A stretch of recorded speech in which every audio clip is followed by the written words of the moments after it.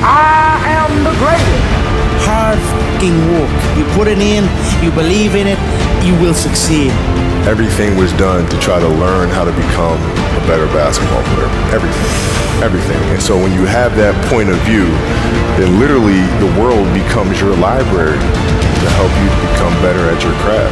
Some of the best athletes, the greatest athletes in the world, do things when they're uncomfortable. You just have to stay calm because it's not finished until the last point, no matter how close you get. I've been working so hard all my life to be here, and I was determined to get this.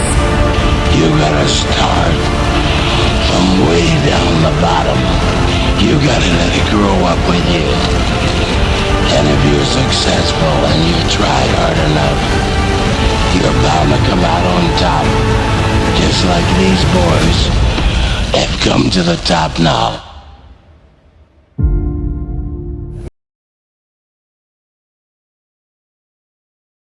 We're here today with Charlie Barber. I met Charlie through his YouTube channel and went down that rabbit hole, as we all often do, and found some really amazing advice just from his channel.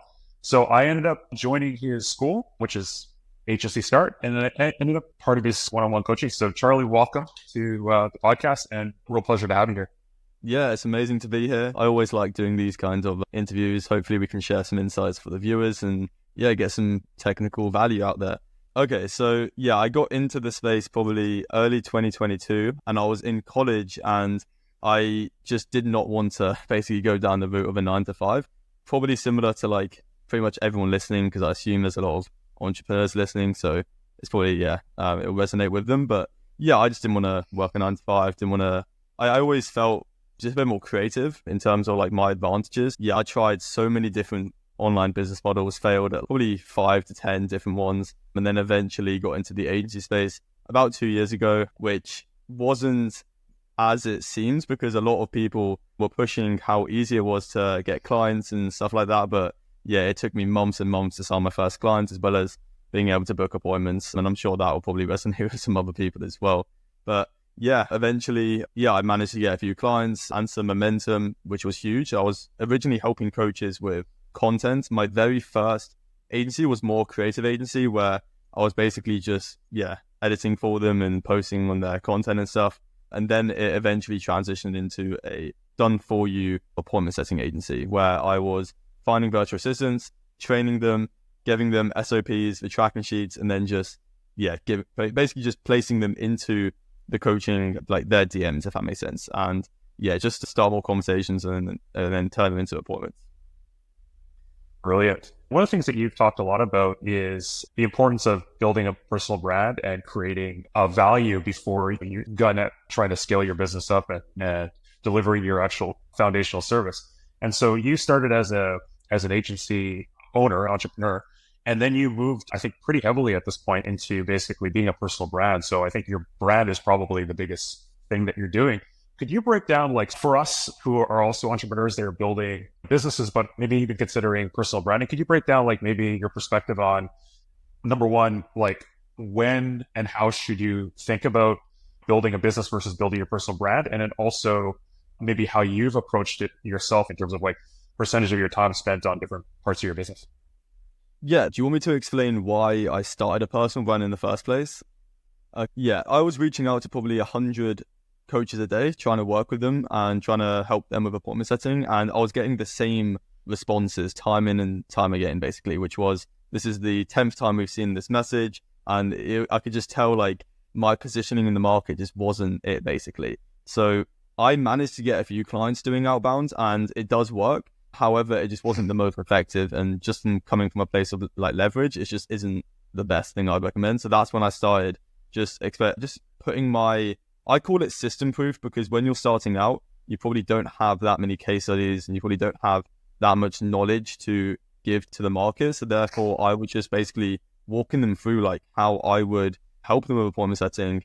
And then with consistency, my first videos like absolutely sucked, but obviously, I got better and better. But I think, positioning is absolutely huge. So that's why I got into it. And I knew the importance of it, because if you look at anyone who's doing, 500K a month and above, they all have branding, like pretty much. And I saw it more as a long-term route, basically, because At the agency I was running, it was fine. I managed to get to 15, 20 clients, but it was way too chaotic in terms of just day-to-day stuff. Like, it was super stressful waking up, like having to manage 15 different virtual assistants, all from the Philippines, and their Wi-Fi cut out. They would get ill some days. Yeah, I always knew that I wanted to pivot towards a more scalable offer, and that was done through positioning in the market, if that makes sense. So that's why I got into it.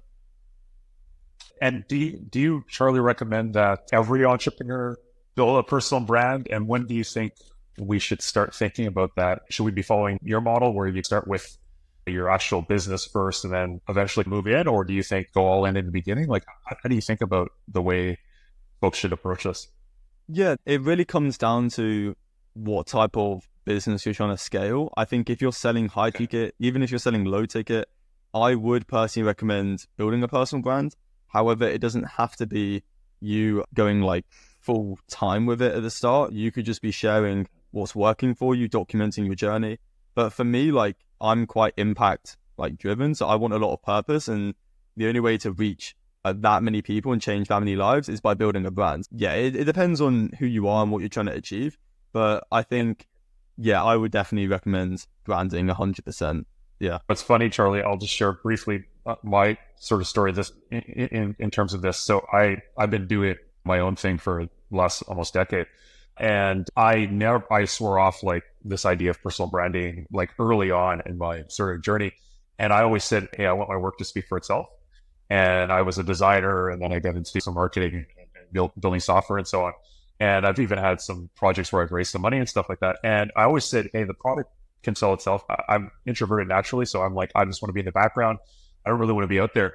But I actually noticed in the last couple of years a real shift in the folks I was looking up to. And almost to your point, almost every one of them had a personal brand. And the ones that seemed to be much more successful were the ones that had more of a presence personally. And then you found their businesses through them, as opposed to the other way around, where when I started, like, you found the person behind the business later. And it was normally like the brand was the first thing you found.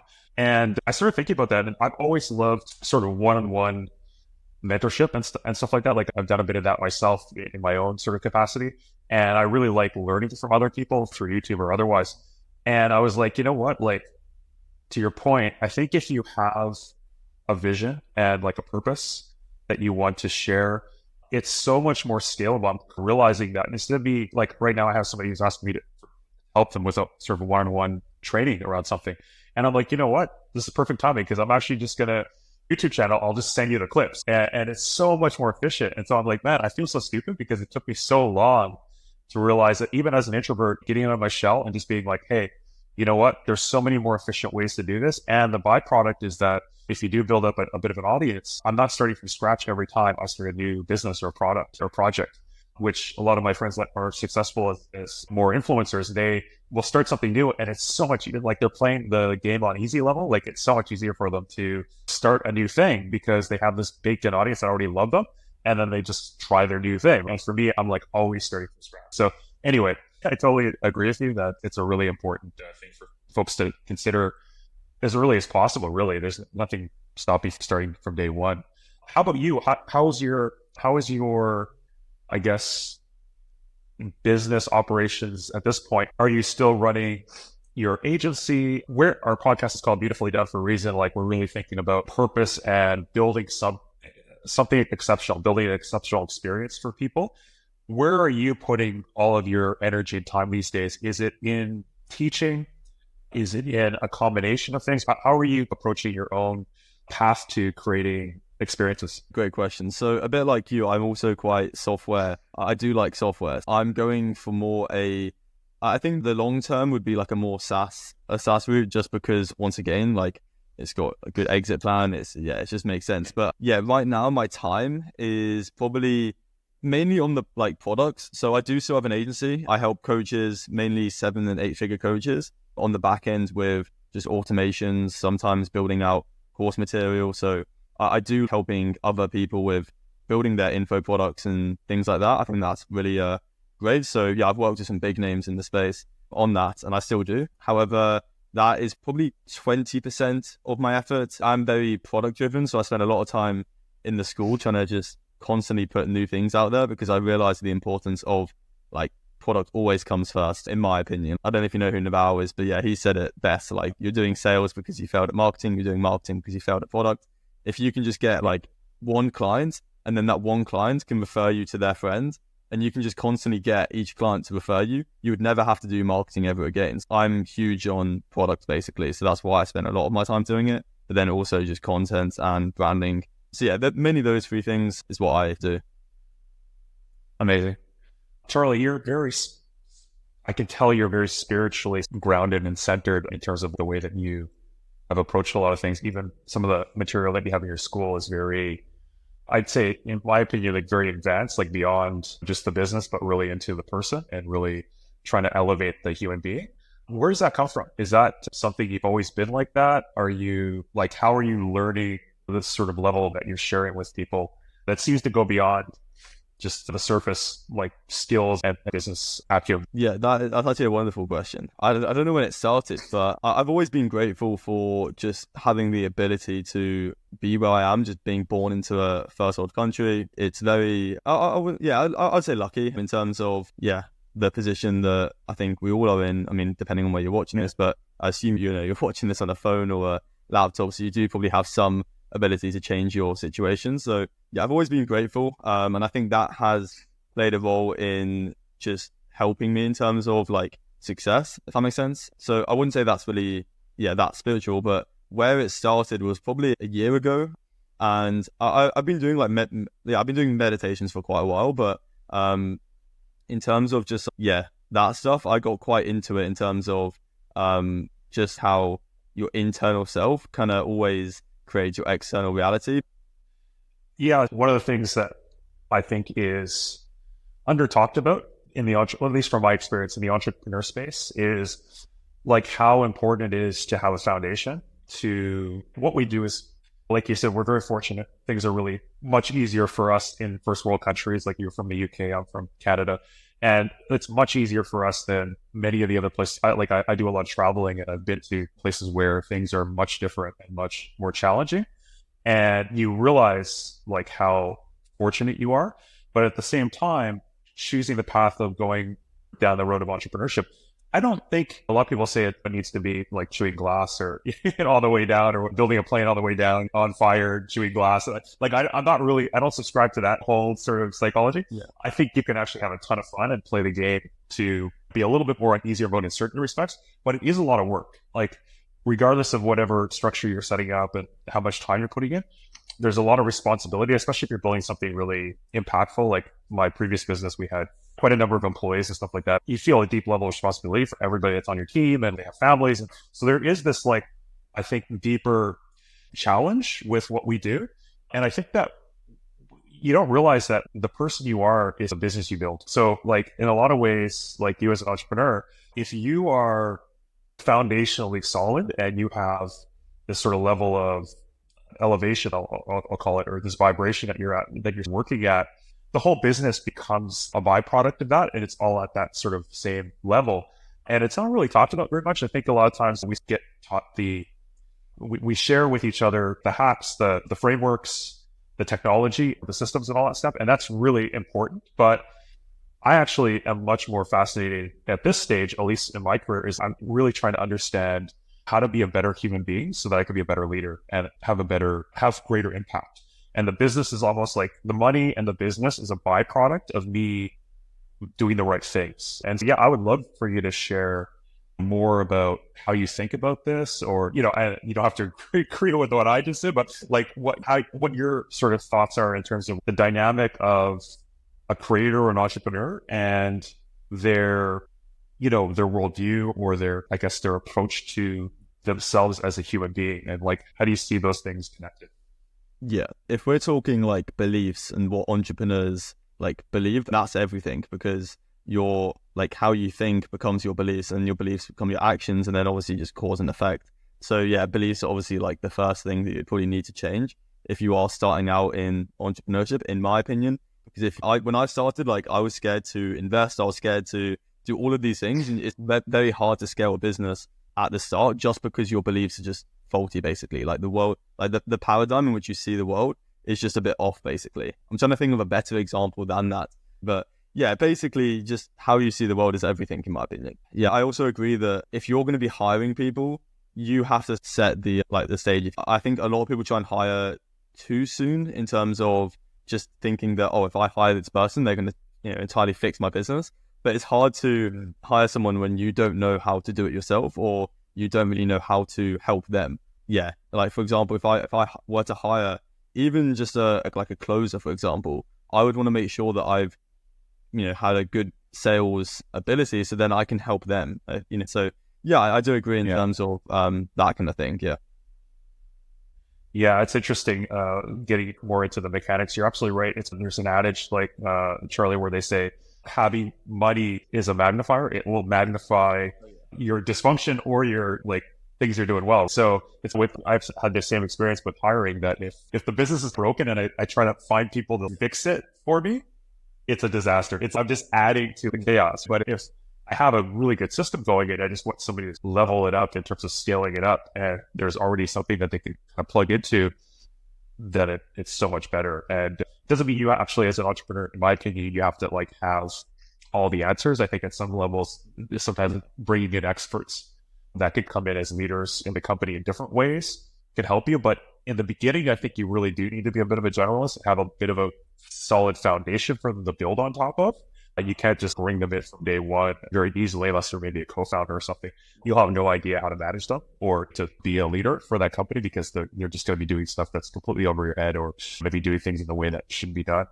Okay, I have more a question about what made you decide to focus on. A lot of times you talk, even in your education, about picking a niche, right? Every business, you need to find who's your avatar, who's your customer, who's your ideal customer. And at the same time, there's this idea of being different is better than being better at this stage, right? Because there's an abundance of options that we all have in almost every area of life, including the products and services that we decide to put our money into.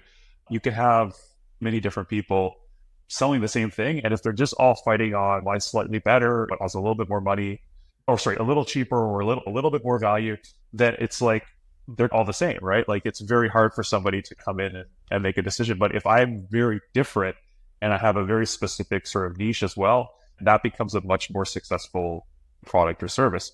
How did you pick your niche? Was it natural? How do you think about that, even if you want to give some advice to other entrepreneurs about? Because we talk about this a lot, Charlie, but I feel like it's still very difficult for people, because it's counterintuitive, because every entrepreneur, especially early entrepreneur that maybe you've met, everyone I've met, we all think our products can help everybody, but we can serve everybody. And so, yeah, of course I can help this person, but I can also help these 15 other niches with the same thing. And that's how we think about it. But really, the best, most successful products and services that we can all highlight, they normally do start off with a very narrow path, and then they expand in the future potentially. But how do you think about this stuff? And again, how did you decide how to focus your energy on a particular customer? Yeah, so that's a good question. I originally started with fitness coaches, and my thought process, because I think it's important I explain my thought process and don't just say I worked with fitness coaches. The reason was, I knew if I could get them more appointments and them more clients, they would help more people get fit. And then obviously the more people that get fit would just do a better thing for the world. So that's why I started with fitness coaches. And then eventually, I decided to, it's the saying where you start in a pond, you go to a lake, go to an ocean. I started with fitness coaches, then I just expanded to more business coaches because they can just invest more. But when I started, it was fitness coaches, and I probably just, was like you, just learning at that point. And I was probably told just to go for one niche. So that's why I went for one niche. But I would 100% recommend people picking a niche. I think experience in that niche definitely helps, but that can be changed with time. So I think it's more important to go for purpose and why you're helping them first. But it does help, if you know about it. But my point is that if you were to work with someone you love, you would probably get better results for them and also learn more about the niche as you go. So I think the main thing is just, purpose and why you're helping them. So I think about that and who you'd like to work for. I see it quite commonly where a lot of maybe agency owners, they start helping 60-year-old, construction site owners, and there's no real passion for helping them. If you're 20 years old, you're helping old men who kind of micromanage, aren't that fun to talk to. Yeah, I think, definitely try and help someone you're passionate about. And then in terms of just going for one group of people, that's what I would recommend. However, there's this also like school of thought where you can't be too picky with who you work with, especially if you're literally starting out, because I think you just have to get what you're given. But it does help to have a productized offer, obviously, with helping one group of people. And I think, I can't remember his name, I think Kurt Vonnegut was his name. He said that if you open a window and try and speak to the world or make love to the world, your story will get pneumonia because there's just too many people in it. But yeah, just stick with one group of people. But once again, if you get, I don't know, someone, I think the reason I'm saying this is because if you start with reaching out to clients, you can be very specific with who you are trying to target, obviously, because it's outbound, whereas inbound is harder to control who comes to you, obviously. So I think I always recommend doing both. So the reach outs amplify the branding, because most people see reaching out as directly corresponding to appointment setting. But the reason I do reach outs to this day is to get people to see my Instagram profile, and then they'll get nurtured from my content. But yeah, I think, start with one group of niche, and then you could go deeper in terms of an avatar, if that makes sense. That's what I recommend. Got it. Okay. That's interesting. A lot of the times, my experience has been that, to your point, if you start with a niche, you still have an opportunity to attract folks outside of your niche. And if you need the extra business, you can optionally take it on. I think one of the things you got to be careful of, depending on what your service is that you don't spread yourself too thin in terms of having too many different things that you're selling so that you can't really perfect something. I know you've given me that advice as well, because I tend to be a little bit ADD. I think I can help everybody, and I'm all over the place. And so you're like, no, let's narrow this in with my agency who I'm serving. And that's interesting. Okay, so I have some sort of more, not rapid fire questions, but we'll just call them like just things that I think about as an early stage entrepreneur. Like every time I'm starting a new project, and like I'm beginning again. So there's a lot of things right now that I'm beginning again. In the beginning of 2024, I just started a bunch of new things.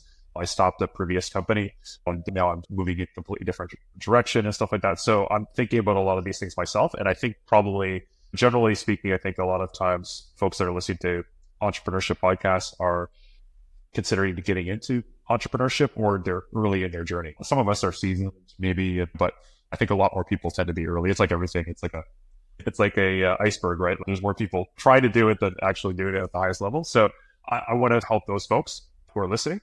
And also it's a good reminder for folks that are a little bit more further along as well. So here's some things I want to just get your quick top level advice or thoughts. We're going to call this like the advice quarter. So you've talked about maker versus manager. I think Paul Graham, famously from Y Combinator, was like the first to coin that idea of maker versus manager. I love it, by the way. It's something that I really resonate with. We're talking about basically time management and blocking your time into basically two different areas, right? So you have work that is very manager work, which is lots of lots of different various tasks that you're doing, a lot of context switching oftentimes, a lot of meetings, a lot of interruptions, which you're in manager mode, you're by necessity, you're doing that because, again, you're managing other people's objectives, right? Whereas maker is where you're singularly focused on typically one or very few number of tasks very deeply with very little context switching. You're not jumping around to different things. You're just like deeply immersed in trying to get something done over a number of hours typically. And how do you recommend entrepreneurs set up their maker and manager schedule in the beginning? So this is, again, early on. Obviously later on, hopefully you can just do whatever you want because you've built a whole team around filling the gaps and filling the weaknesses. But in the beginning, when I'm just starting out, and let's say I don't have a team or a lot of resources, I'm a solopreneur even, how do I divide my calendar into the sort of concept of maker and manager? Yeah, that's a great question. I think I'd recommend everyone to read the book 12-Week Year Plan. I don't know if I think it's called that. But yeah, it's basically in terms of you've got lag indicators, you've got lead indicators. Most people focus on the lag indicators, which is like the outcome of, 10K a month or 50K a month, whatever. But yeah, I'm quite big on the lead indicators, which are the metrics and KPIs. But to answer your question, in terms of, so that's more of like on the macro, in terms of like managing, 12 weeks out of the year and setting goals for 12 weeks in advance, not like a yearly goal. So that's more macro. But on the micro, day to day, I would recommend people to, just split their day up into two parts. It doesn't have to be complicated. I personally just have what I call a strategic block, which is about 2 to 3 hours of deep work. And I always do this in the morning. I'm a bit like Steve Jobs. I think he doesn't take meetings in the morning. I wouldn't recommend anyone taking meetings in the mornings. I think that's when you probably have the most energy and you can really get dialed in on the deep work tasks. So that's always what I do in terms of what those tasks are in the morning in that 2 hours of deep work. It's usually, something very high leverage. It could be speaking to my team, because obviously me providing info to my team allows them to do what they need to do. So it could be that, if you know what I mean, but it could be, content. It could be, I don't know, something to do with getting results or building products. So that's what I do in terms of the strategic block, which is 2 hours of deep work in the morning, something that moves the needle in the business. And then in the afternoon, it's more, meetings and just what I call light work. So you could be responding to emails whilst listening to a podcast, or just, I don't know, having meetings and stuff like that. So that's what I do. And I think that's probably what I would recommend, because a lot of people think you need to be working like 10 hours a day when you start, but it's just not the case. Most people spend 10 hours just doing the completely wrong thing in terms of just not doing any deep work, not doing anything that moves the needle. Whereas it's much better just to work, like, in my opinion, like even 5 to 6 hours a day, but it's actually work that is around something that's going to move the needle in a business 100%. It's not about adding more things to your plate. It's just taking away the things that aren't working. And I think, a lot of people just watch YouTube and build websites all day. I think that's why I told you, like, not to spend all day building your website, just create a simple landing page. Because I know people are doing, 6 figures a month just who don't even have a website. But that's a story for another day. Hopefully that provides value in terms of what I would do for beginners looking to get started. Yeah, absolutely. It's funny. I totally agree that just going the last piece that you mentioned there about building websites. It's funny because I'm a web designer, so it hurts when I hear that. I'm like, oh, no, build a website. It's important. But I understand what you're saying. For me, it's funny because when I start a new project, actually the first thing I do is the branding, because it's almost, maybe it's a crutch, but I also think it's like a bit of like a superpower for me, where when I use the copywriting on the website to really dial in exactly what it is that I'm trying to sell or do or provide. And the image is the same thing. Like, it gives me a bit of a clarity. And it also, because I'm a designer, if I can build the brand to be a little stronger than average, then I feel like it makes my life easier as a salesperson, because when people go to the brand, they're like impressed by the design. So they're like, oh, this person obviously looks like they know what they're doing, kind of thing. It's just like credibility. When you walk in, you drive up in a much nicer car. I used to do that, but it makes my life easier because they're like, oh, this person's obviously already successful or whatever, even if I rented it. But there's a bit of packaging that I think goes with having like a good brand and good website. So I know that a lot of people disagree with me with that, especially if you don't need it. I agree. I don't think you need it, but I do think it's like, again, I always talk about playing on easy mode. It does help if that is one of your superpowers, but it's not an excuse to procrastinate. So if you're using, like, if you're spending 3 weeks to build it, when you could actually build something that's simpler in one day, then I totally agree with you. I think you're probably, now it's just a crutch and you're using it as an excuse. But for me, it actually does help, because I find that it just makes the work even for me more enjoyable. Like, I actually use the website myself. Like, I'll go on my own website and be like, but what is it again that I'm trying to like position myself at? So it helps me feel good about what I'm working on when I'm building. So again, that's my caveat. I don't expect you to agree, Charlie, or anybody who's listening to agree with this, but I do, as a web designer, I got to stand up for my team. Yeah, no, 100%. I'll give you my full process behind it. I think if someone's going to ask you, like, I think we're talking about potential clients, right? If they're going to ask you for a website, which I know some people are scared about, like, what happens if they ask me for a website and I don't have one?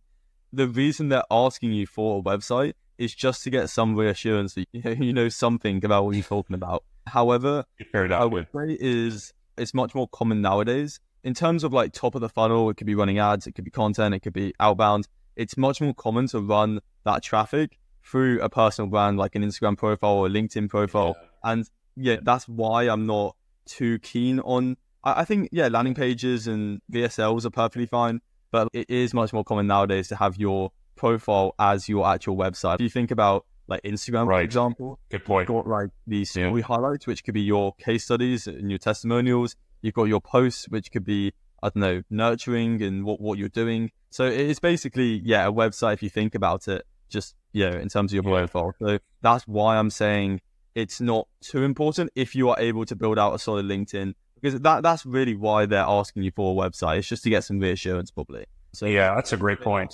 Yeah, it doesn't have to be in a website. It could be in another medium. And I think that's important. But at the same time, like what you said about how sometimes having a really solid website can maybe increase their perception of how good your pay thing is. And I do agree. There's this model called like the freemium model, which is basically people think that your free stuff correlates into the quality of your paid stuff. It's pretty simple. If I make really good free content on on YouTube, people will think that correlates to my paid thing, if that makes sense. Yeah. But it makes sense, right? If you create something really good for free. And it's similarly like whenever someone books a meeting, like if you can have free assets leading up to the meeting and it's really good systemized and it's professional, then maybe that will subconsciously make them think that your paid thing's really good, making it an easier sale. So I do agree that having something like free assets, it could be a website, it could be content, does help convert more like appointments and stuff, because I think people try and make up for the lack of, I don't know what you'd call it, but lack of free value basically by trying to have fancy sales tactics on calls. But honestly, what's more important is the prospect perception of you leading into the meeting before the meeting. That's way more important. That's great advice. Yeah, hopefully that helps a bit. Yeah, that's great advice, Charlie. Yeah, it's very good. Thanks for unpacking it a little bit more for people, because I think, it's all this stuff. There's a lot of nuances here. It's a lot of times we get the soundbite. It's don't do this. And you're like, okay, but why? And obviously as entrepreneurs, we're always challenging the status quo. So we're like, why can't you do that? But I think when you start to, I like how you explain your thought process behind certain things, as opposed to just giving. That was always my challenge in school, is a lot of times it was just memorization and you're getting lectured on why or why not to do something. And for me, I've always been like, but why? Let me understand the thought process behind why you're giving me this advice. And once I understand it, I'm like, okay, that makes sense. I totally agree now. So anyway, so thank you. Last couple of questions. Problems. Oh. Yeah, I'll go quickly. Please. I was just going to say, one of the reasons why I hated school so much was because of how factual it is. They say, I don't know, John is rowing a boat at 5 miles per hour down a river, it's going to be this length, time, but they don't take into consideration what happens if the wind's blowing. It's just very factual, and that's why I didn't like it, because I think most of the people listening are going to be quite curious driven. That's what I found with a lot of entrepreneurs. And I think honestly, it's something you're born with, in my opinion. I could be completely wrong, but I think it's just, I don't know, I've always felt a bit more different in terms of, critical thinking. But I think that is why I personally didn't like school, because it is very factual and there's no non-binary thinking. So I always think on a spectrum, because it's not, I don't know, are some people entrepreneurial or are some people not entrepreneurial? It's to what extent do you have the traits of it, if that makes sense? Same with most things. That's just what I believe in terms of non-binary thinking, critical thinking. And I think that's what they lack in school. But I think not everyone can be an entrepreneur. Obviously, some, it just wouldn't make the world work. Yeah, absolutely. Yeah, that's a really great point. I think there's always that whole thing is, can you learn to be an entrepreneur, and is it born or is it bred kind of thing? Sorry, is it born or is it learned? And I tend to be inclined to believe what you do, because I've actually met folks that are trying to be an entrepreneur, and the way that they think about everything is such an obstacle for them to be successful as an entrepreneur, because they're just not able to, as you pointed out, they're not able to think a little bit more in the abstract in certain ways, or critically think through certain things.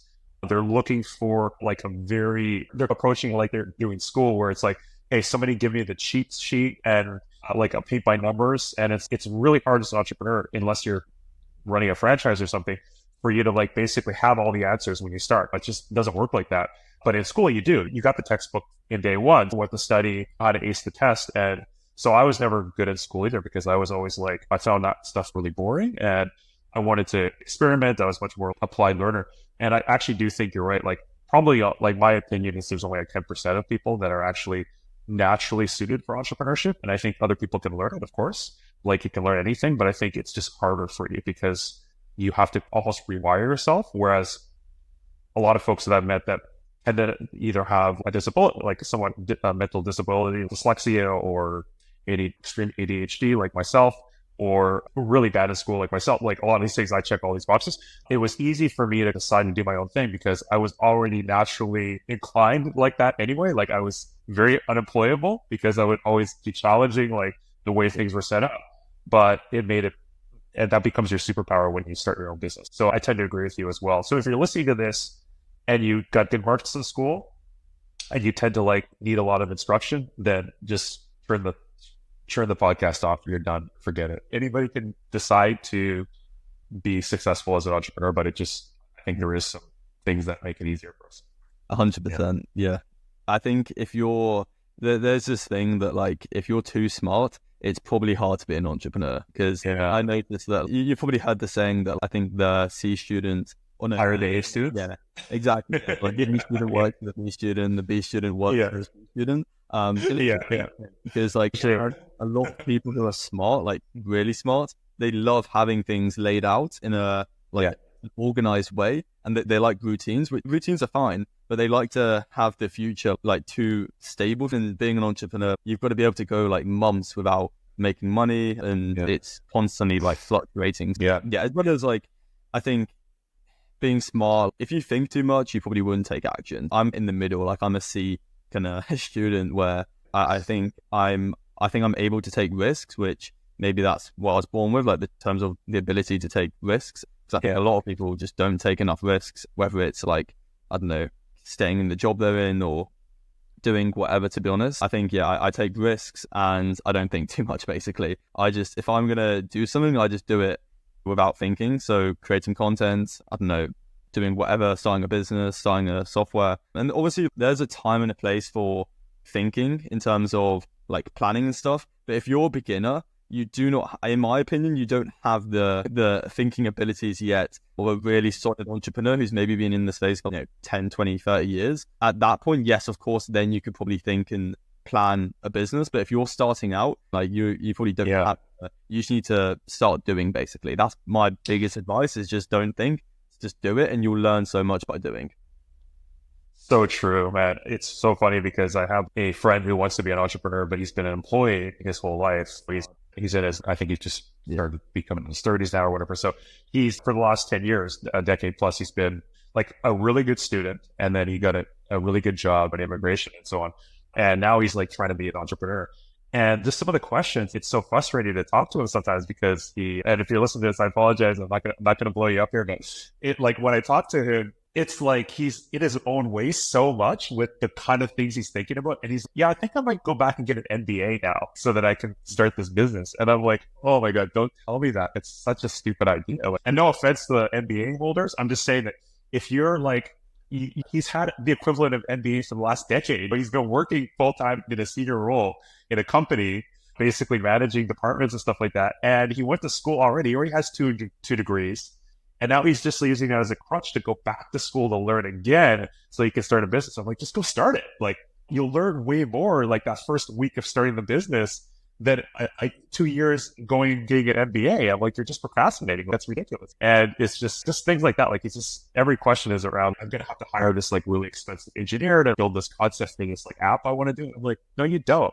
You can no code that. What you're describing is so easy. It's go sign up for made.com or Airtable, and you have that app that you just described to me. It's so easy what you're doing. It's basically filling out forms. No, you don't need to go hire like an expensive engineer to do that. So just a lot of times, I think we entrepreneurs, if you're listening to this, we get in our own way, and we all have blind spots. But like the advice that Charlie you just gave is like the best advice I've ever been given as well, which is just do it. And especially if it's out of your comfort zone, you should do it even more. Like, just run into it. If you're feeling like, I should just wait before I do that. Again, right now, I've just started this podcast. I love podcasts, and yet it's taken me this long to actually, I've been listening to podcasts for the last 5 years religiously. Why haven't I started a podcast? Like, why am I not contributing to it? Because my mindset was wrong. Now I'm like, hey, this is a really important thing because number one, selfishly, it's important for me professionally right now. But number two, it's like, it's nice to contribute to something that you actually love yourself because you feel good about, I'm actually now adding to the experience for other people, right? As opposed to, it's more mission driven when you start to think, you get out of your own way. You're not like doing stuff just for your own sake. you're doing stuff to like help other people. And I think that a lot of times if you just shift your mindset, a lot of things that maybe you're resistant to do, like public speaking would be another great example for us that are afraid of that. It's, hey, if I get up and I speak to a bunch of people about something that I'm actually uniquely qualified to talk about, then I'm actually a service to them. So when I'm up there, I should be thinking about how I look or sound. I should be thinking about how I can be helping that person in the audience get their dream, capture their desires. And almost everything that you talked about in your training, actually on your YouTube channel and in school, is really about that. Is really about just this idea of just obsessing about delivering value to the folks that are in your audience versus you getting lost in your own desires or your own wants and needs in the beginning, because the reciprocity is going to be there if you do. Yeah, 100%. Awesome. So we're going to wrap up in a second because we're near the end here. Thank you for all the time you've been spending with us, and I hope everybody's getting as much value out of this conversation as I am. A couple last rapid fire questions. You're starting again today, 2-3 books that you would recommend, or one book even that you'd recommend to somebody who's starting out, or it doesn't have to be a book. It could be any type of media content. That is hard because there's too many. That is too many, I know. That's there's actually too many. Okay. Probably just learn human nature, or the cognitive biases, or because at the end of the day, if you're failing in business, it's because you probably just don't understand the psyche enough, like in terms of how to get people to give you money and persuasion and things. So yeah, I don't know. You could learn some Robert Greene or Laws of Power. Human nature as well. Laws of Human Nature. I don't know. Maybe read some Carl Jung, maybe some Stoic philosophy. Yeah, Marcus Aurelius. I don't know. There's too many different things to focus on. That's great. I think you just mentioned 3 really good resources right there. Yeah, it's funny. It's amazing because a lot of times I've noticed that folks that are like really into philosophy or even philosophy majors in school and stuff like that, they've been very successful entrepreneurs, because I think to your point, understanding the meaning behind things and meaning behind life and human behavior and sort of motivation and stuff is like almost like more important than any other skills, because that you can learn the stuff, the hard skills that translated to the actual, as you would call it, the mechanism that you're delivering. But really, it's like understanding the underlying motivations is way more important at the beginning. So that's it. Those are really good ones. Okay, tools. What's again, you're on an island. You're only allowed to take three tools with you to start your business. What are the tools you're bringing with you? Obviously, you have a laptop, so we're not going to count that. A lame first tool. You got Wi-Fi and you got a laptop. Okay, so let's just assume that this island is really kitted up with lightning fast Wi-Fi. What are they? There's food and resources. Yeah, but there's food as well. You got food, water, shelter, but you only have 3 other sort of apps or tools and stuff that you can bring with you. Okay, actual apps and tools. Okay, so what you're saying is the laptop doesn't have anything on it. Is that correct? Exactly. Other than a Chrome browser and whatever. Yeah. Yeah, I was gonna say. Yeah, we get lost. I'm bringing water. I'm gonna bring a sleeping bag, and I'm gonna bring like coffee. And it's these my 3. Tools and app. Probably that's really hard to be fair. Probably YouTube for both creating and consuming. Assuming that's not, I guess that's a browser, but you can learn everything on YouTube pretty much. That's a good one for a tool, though. Yeah, it's a good app. Yeah, you can do both. You can create and you can consume. So probably YouTube. Another one would be. Before you go on, I'm gonna interject with YouTube. Here's my opinion, guys. And again, Charlie, please disagree if you disagree with this. Get premium YouTube. They're not sponsoring me, but I'm telling you, it's been like the best hack for me, because one of the things that's annoying to me about YouTube is like the commercials and stuff like that, like the ads. And also there's so many extra features if you get like the paid version of YouTube, in terms of the like advanced controls and stuff like that to like speed things up and slow them down and skip forward and backwards, and downloading offline, or basically being able to listen to it and multitask everything. So there's a lot of stuff that when you get the premium version, it just seems like a much better experience. And it's an incredible, like if you're using it for entertainment, that's great. But if you're using it for education, like Charlie recommended, it's like the best hack. Like just having premium YouTube as just immerse yourself in like training, and you're not getting interrupted. Because when I used to have the regular version, I would go down the rabbit hole of listening to the ad, and then I would just get interrupted from learning, and I'd like context switch to some other random thing that they pitched me. And so it was just very distracting. So that's just, I get a little hack for Charlie's first recommendation. Yeah, so that's my first one. And on YouTube, I wouldn't be watching technical videos. I would be going for more static principle ones. Yeah, as I said, human nature, learning psychology. That's what I would be learning, not actual the agency videos, because they're quite saturated. But yeah, my next thing would probably be Loom, if you would count that as a tool. I think the other thing, you can reach out to clients with personalized videos. You can create stuff. You can do like audits for, I don't know, whatever. So Loom is probably, the number one, actually. I'll put that above, because you need YouTube to be able to publish the Loom. But yeah, Looms are great. Honestly, that's my favorite probably software. They're on the podium together. They both won gold. Exactly, yeah. Loom, YouTube, and to be honest, those two I could probably make, a lot of money with just those two things. Yeah, I assume, obviously Zoom. What would be your third? If you had to pick a third one, like again, you're only getting one more app to use. Like you're saying that Zoom or like Google Meet is on the laptop, right? Or not? Yeah. Okay, so if that's on so if I have a way to like actual communicate and speak to someone, then the third one would probably just be like I don't know, Notion or something, just to manage maybe what I'll do for the Looms. I don't know, but Notion, you can track metrics, you can manage you can create a CRM. Loom. I forgot Go High Level. Yes, I thought you were going to say Go High Level. I'm surprised that didn't come to mind. Yeah, so if we're talking non-social media, because let's just say social media is on the laptop, YouTube, Instagram, Facebook, it would be Loom, Go High Level, and probably something else that I don't really need. But honestly, Go High Level, you can do everything. You can build websites, you can build courses, you can build, I don't know, funnels, automations, you can do cold email. So Go High Level, Loom, and I don't know, something else.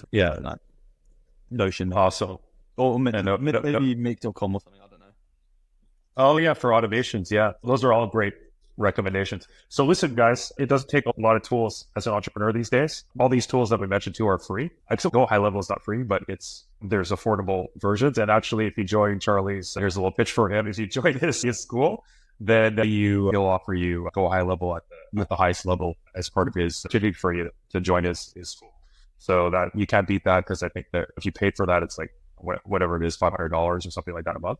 But Go High Level is definitely one of the best tools I've come across as an entrepreneur. And it doesn't matter what business, really. It's really funny because they pitch it as an agency sort of service. But really, if you're a product person too, I think you could still get a ton of value out of it, like in terms of building the landing pages, managing your CRM, workflows, all sorts of stuff. So it's actually a really good tool. I think they're even underselling it in terms of how they market it. But anyway, cool stuff. Thank you so much, Charlie. This has been really a pleasure. It's great to have you on here. Hopefully, further down the road, I can bring you back. I have 1,000 other questions for you, and you're always fascinating to talk to and listen to. Where would you like people to find you if they're wanting to reach out and learn more about you and what you do and what you can help them with? Yeah, so Charlie Barber on YouTube, and you'll find me probably, as well as Instagram, Charlie Barber Biz, so BIZ.